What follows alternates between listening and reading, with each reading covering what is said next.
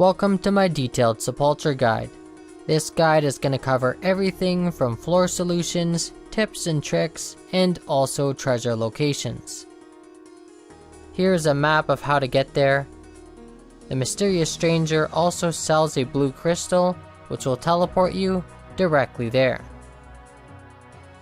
As for the basic gear setup, the Hallowed ring should be your first upgrade. Before this, anything really that reduces or mitigates damage you take. HP cape, regen bracelet, the holy symbol plus prayer book reduces 15 damage. Once you get the Hallowed ring, you can pretty much just cantful graceful.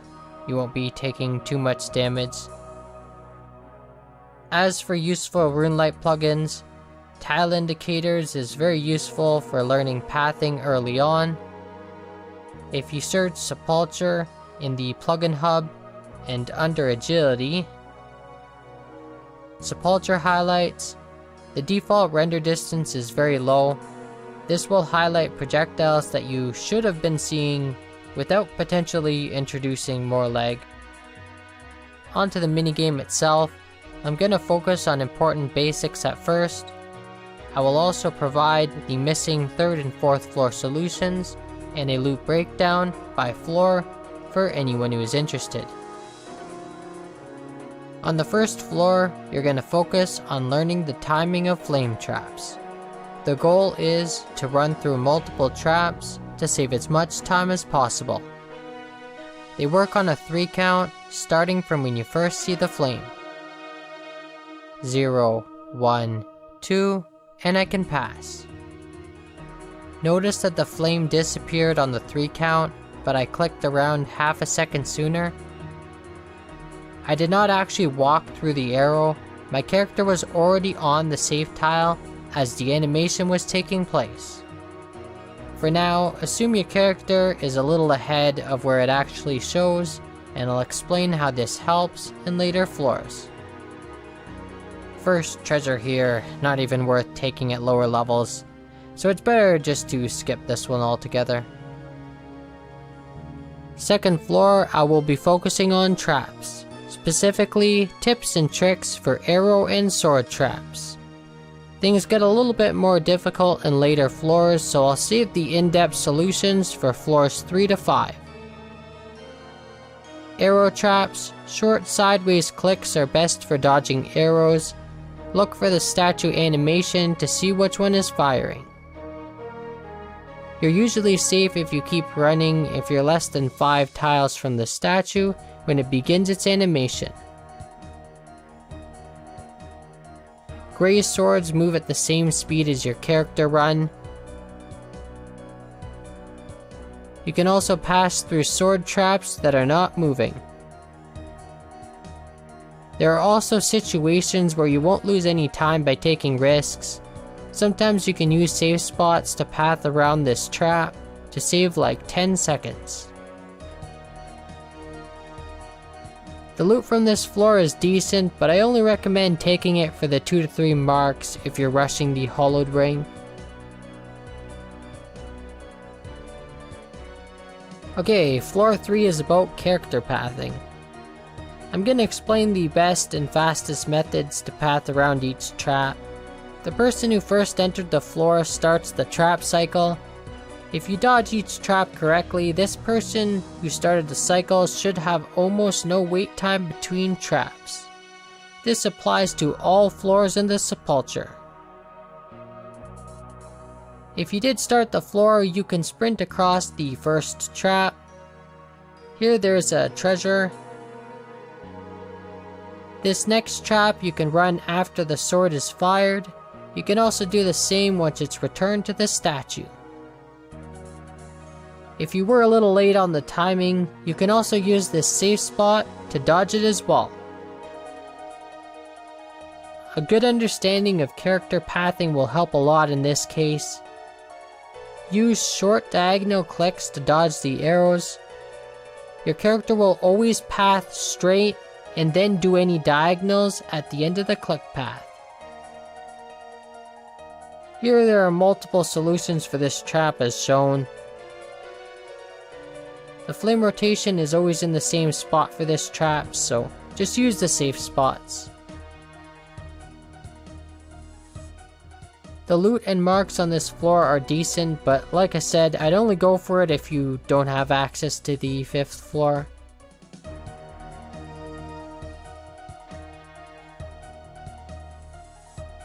So this is the first trap that people fail a lot. Now, the trick to this trap is to always dodge one arrow trap first, move 3 tiles in, dodge another trap, then you can run across. In this case, the first tile is open, so I can actually run across the whole trap, but it's safer to move only 3 tiles if you get the other rotation. If you do get the timing perfect, you can actually run through the entire trap for both. Bad arrow spawns can mess you up though, so this method is a little bit risky, but would have worked if I ran immediately after the sidestep. Okay, so now we're going to move on to the 4th floor, and this one introduces a few more complex traps. Here we have the first lightning trap. Walk 1 tile before, and then you can sprint across the rest. If you were fast enough on the lightning trap, you can actually use the blue portal to skip the next trap. Another portal and arrow trap. Before doing any auto pathing, I recommend walking 1 tile before any yellow portals. This will allow you to skip the portal, as these can get you caught by oncoming arrows. Here we have a pretty complex flame trap. If you can make it to the 4th tile, you can actually finish this one in 2 sprints. The trick in this trap is to click on the shadows, as those will be the next safe spots. In this case I get caught. I can spam click on the 4th tile though and wait 2 seconds. 1, 2, and click on the shadows. 0, 1, 2, and make it across. This portal trap is not much different from the last one.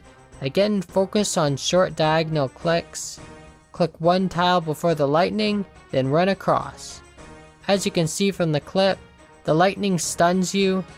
This can get you caught if there's oncoming arrows. This is the first reward that I take on a standard run. Usually it's safe to take this coffin though if you have 3 minutes and 45 seconds on the clock. If you're poisoned, you can cure it with the book. I'm just going to tank the damage since I'm already on full health.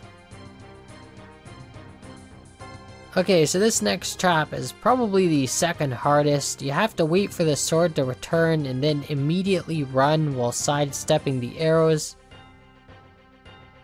If you fail it early, you will have a second attempt at it. Again, make sure you use that diagonal pathing. Use the blue portal to skip across the sword trap. Here's another clip where I get bad arrow spawns. You want to move after the sword returns but before the next set of arrows. This trap requires good diagonal movement.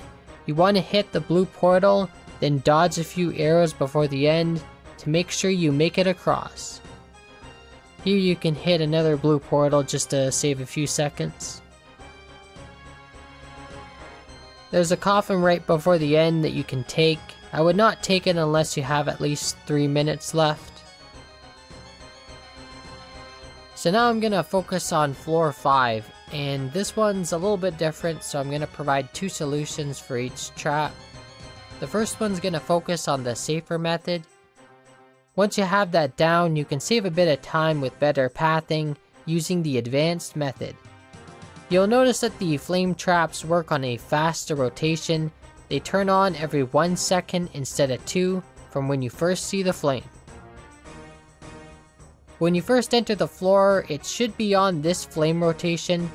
You want to click on the second marked tile, wait a second, then click on the third marked tile, 0, 1, and you can safely cross. If you time it 1 second after you first see the flame, 0, 1, your guy will run immediately and you can sprint across the entire trap. This will allow you to make the first and second portal running slightly before the sword is caught. If you arrive a little late, run a little before the sword passes your character, take the first and third blue portal, wait behind the unicorn statues to safely pass. Another option is to teleport through the sword and then use the 2 seconds of immunity to pass this obstacle. So here is the first reward coffin on the 5th floor. The next trap is similar to the other ones.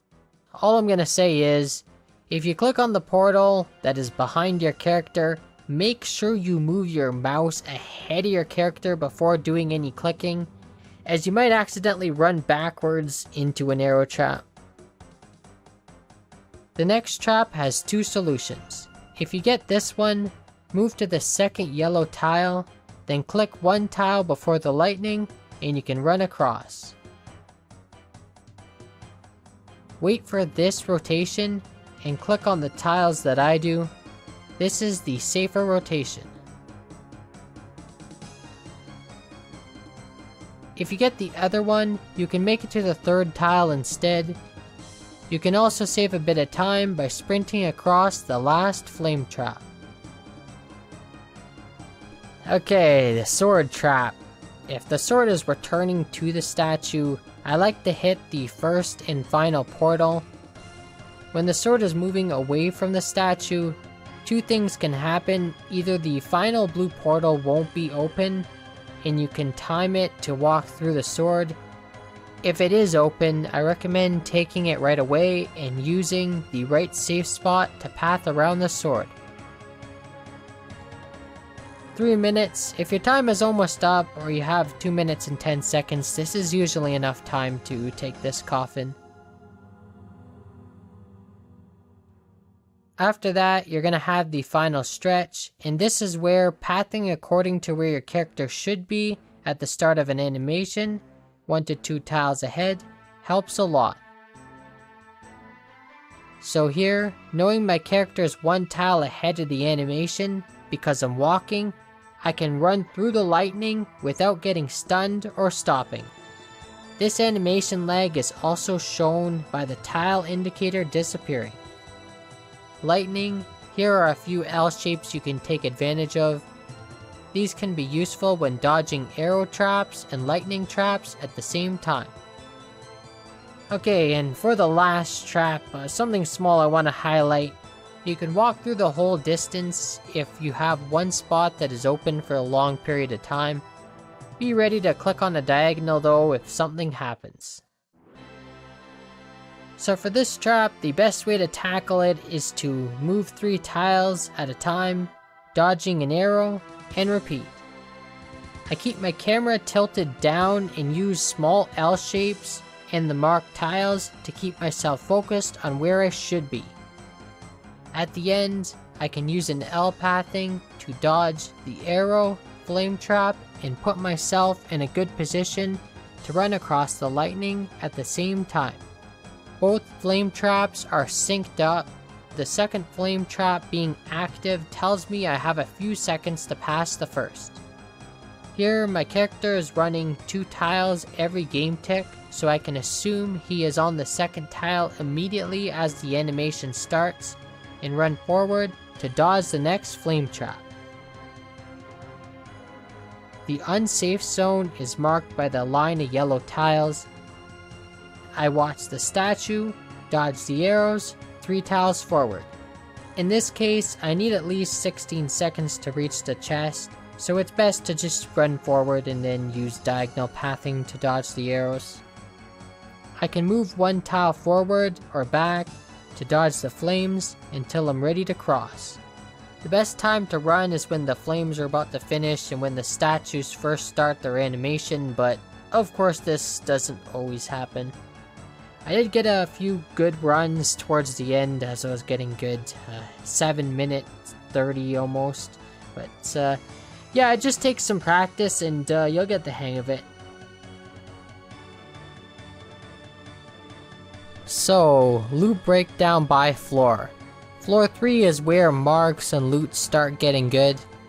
Floor 4 is decent for everything, and floor 5 is where you get lots of high tier rewards.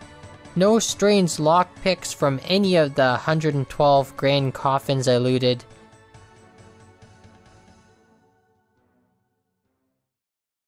Okay, this is where character pathing will make a big difference. So what you want to do is use diagonals to dodge these. The next one, if you time it correctly, you can actually pass through it in one go. The portal trap, you have enough time to walk through both before and after the sword.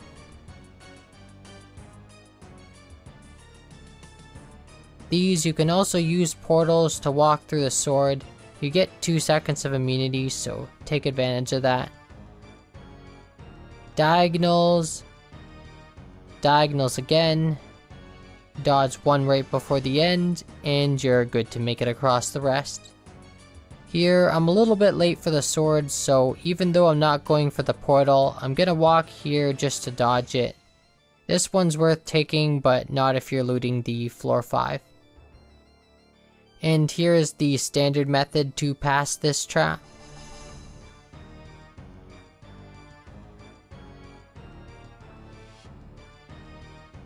Okay, and now on to the 4th floor. This one you can run straight through, you have enough time. 2, 3. Lightning traps always move one tile before them, then you can run straight across. This one, if the sword is coming back, you can let the sword pass. You can move to this tile here, and then you can run straight through. Usually the sword will go the other way. In this case, you can just click on the destination and you can run through the entire trap. So again, diagonals, don't rush it too much. You always want to make sure the end of the diagonal is a little before where the arrows will be in a few seconds. Dodge one right before the end, and you're ready to finish the floor. First combination trap here, I usually go early and use the blue portals to teleport through it. Otherwise, you can run after the sword is caught. If you get hit by the lightning, the blue portals will give you some extra time to pass this trap.